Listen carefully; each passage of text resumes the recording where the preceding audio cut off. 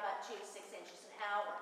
Now, our Aruba aquifer is quite large. It goes clear to Eureka and Holiday Island, clear to Oklahoma. So it's a good-sized aquifer. This is everybody's drinking water down here, our well water. So we try to preserve it the best way we can. Now, we do have different cave systems. We have volcano cave systems, glacier cave systems, erosion cave systems, and solution cave systems. This cavern is a solution cave system. It's made up by lots and lots and lots of rainwater and lots and lots and lots of time. What happens on the top surface as it rains will seep through the cracks of the soil, and the rain will pass through these organic materials. These are called carbonic acids. Now, as this acid passes through the soilstone, passes through the limestone and the crust of the earth, and it hits the dolostone or limestone, it starts accumulating these calcite crystals. Calcite crystals come in different forms. One of the forms being soda straws you see right here. There's more of a brilliant white or this milky white. Now the rest of these colors, what that is minerals deposit themselves into these beautiful calcite crystals, such as these brown oranges would be an iron oxide, some of your darker grays would be magnesium, some of your lighter grays would be epsomite. So all these beautiful colors is just minerals. They're coming down from the top surface, deposit themselves into this beautiful calcite crystal to make these wonderful colors. Now the mining time has definitely taken its toll in this front area. The miners did destroy this huge massive piece of cave drapery right here. That would have been absolutely gorgeous to see it come all the way down, but they did destroy that huge piece, and they destroyed a lot of cave burned during mining periods. Now so you cannot get off because it's already been lined over. Now if you look up here, we have what's called a fracture in the earth.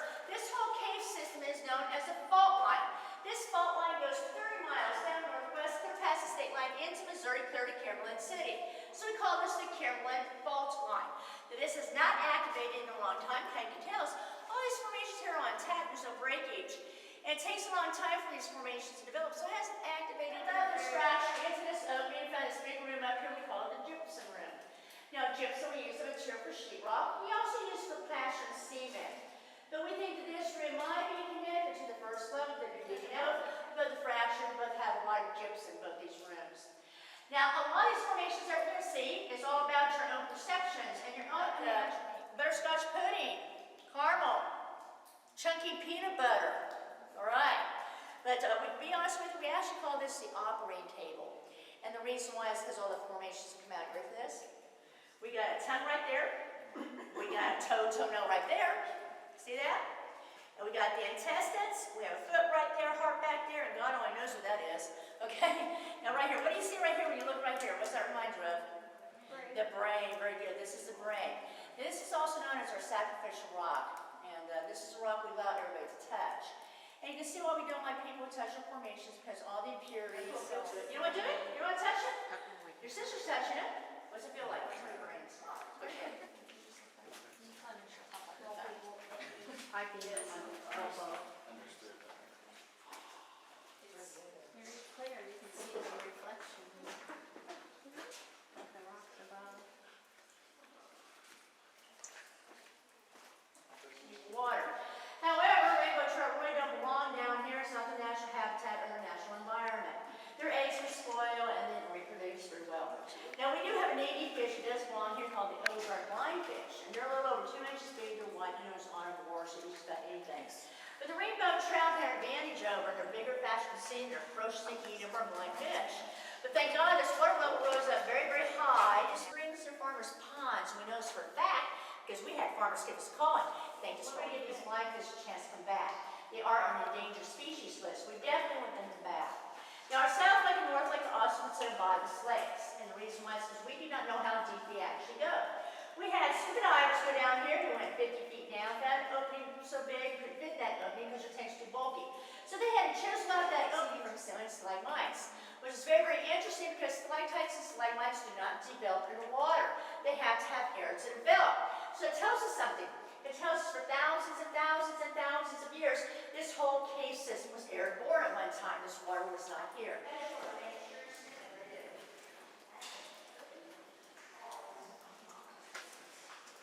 Whoa.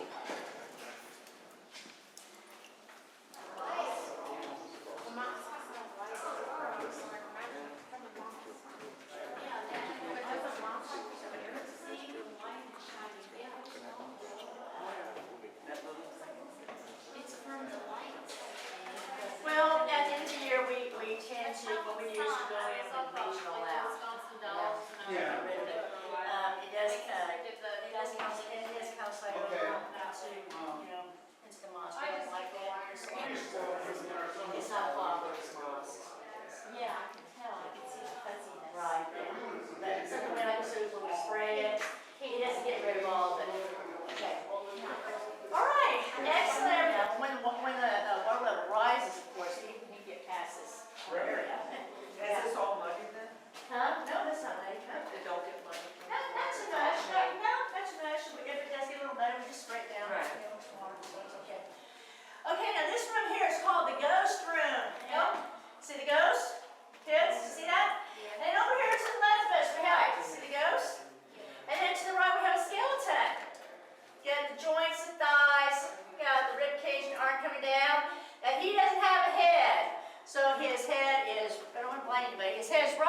thing that's ghosting, voices, moans, and all these really weird, creepy sounds. Where that was coming from was right through here. Airflow is coming through here and resonating and producing those specific sounds. And anytime you hear those sounds and feel that airflow, you know there's going to be a room back there. Being in this room is 1993. It's very, very recent. This is when these rooms were discovered. You're not going to see all the soot damage that we haven't seen in the breakage. There's no mining back here. Very, very white. We did have scuba divers go down here. They went 80 feet, and it's still going. All right, going straight down that hole right there, 80 feet. Now, this water is pretty nippy. It's between 56 and 48 degrees. If you fell into this water and could get out in a reasonable amount of time, you probably have a little problem with hypothermia. If you got out of the water and could get out of this cave in a reasonable amount of time, then again, you have another little problem with hypothermia because your clothes will never dry off because it's 98% humidity, okay? Now, if you got stuck down here and could never leave the cave, you would never die of dehydration because this water is 95. It's mineral water. It has a lot of magnesium and calcium in it to make that bluish green. But just like any other outdoor water, yes, it's 95% safe to drink, but you still have that 5% you need to worry about. You do not know what's going on the top surface. Somebody's septic could have blown up, you got some chicken bowl. These rings can tell you how old rocks are by looking under microscopes. They also tell you how many years of forest lands are on top and how many years of grasslands. Let's say it could be like 1,000 years of forest lands, change it to 3,000 years of grasslands, change back to 2,000 years of forest lands. And they can tell this by all the pollen and sediment that comes down and debris that comes down throughout the years why this rock grows, and then they look under microscopes. Now, how far down do you think we are right now? Here, ooh, on the left-hand side, I want to hear, ah, here we go. Ooh, ah, yeah, very good. And this is nature at its best. This is gorgeous. I never get bored looking at this. It's beautiful. And we have these two big columns here, long soda straws. It looks like chandeliers coming down from the ceiling. Now over here to the left, we have that one soda straw right there. That soda straw is 9 feet 2 inches. It is the longest soda straw in the Ozarks and also one of the longest known soda straws in the U.S. The longest soda straw in the world is 21 feet. That's in Mexico. It's almost half its size right here in the Arkansas region. It's pretty incredible. Now, I want to remind you, as far as they've gone from this fence on back, it's only 800 feet. There's 28 more miles of possible cave systems.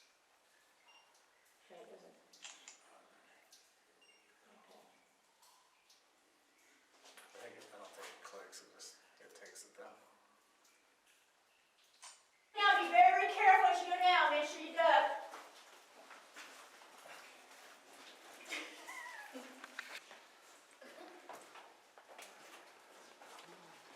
Okay, now be careful. You don't see the circle? There's a yellow barrel. Do you guys see the yellow I barrel? see the barrel. Where's the light? Needs the flash or something. Yeah, there's a Over yellow here. barrel. Oh, a stalagmite right there. Yeah. Santa Claus stalagmite, yeah. And then we have some really large slices of bacon. Some really beautiful pieces. Now, how far down do you think we are right now? 600 feet. 600 feet? Yes, 600 feet. 500? Okay. I'm going to be honest with you. When I first came down here, I said around 450 because you do feel like you're going down even deeper, 50 feet. When we get up to the Lincoln Rock, you're only 30 feet underground. So right now we're at 50 feet. Now we did have some geologists come down here that took some core samples, did some estimates of how old some of these formations were.